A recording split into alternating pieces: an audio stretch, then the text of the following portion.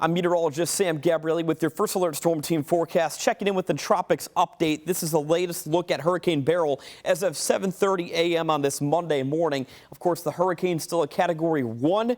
It made landfall about 2 hours ago, so going in closer to about 5:30 a.m. Eastern time, just south of Houston.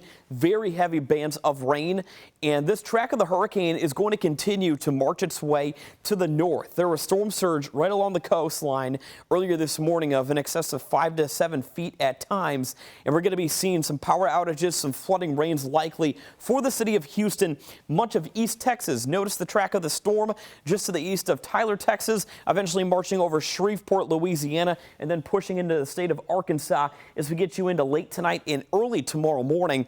And on your Tuesday, the storm's actually going to be turning into a post-tropical depression and likely impacting much of western Kentucky, Paducah, stretching back into extreme western Tennessee and southeastern Missouri. So something we're going to be watching pretty closely across the mid portion of the country. But of course, the hurricane will be weakening with time as it does trek its way northbound, but still with a pretty good definition to it across eastern Texas, stretching back into much of Arkansas and extreme southern Missouri. Take a look. By the time we get into tomorrow morning on your Tuesday around 7 a.m., there will still be bouts of bands of rain as far south as the northeastern tier of Texas and as far to the north and spread out as southern Illinois and western Kentucky. So the Hurricane Beryl will really become a big mess of a system, and we'll be continuing to be dropping some pretty heavy rainfall with it and some times of flash flooding and some severe weather potential across much of Kentuckiana, central Kentucky and southern Indiana, as well as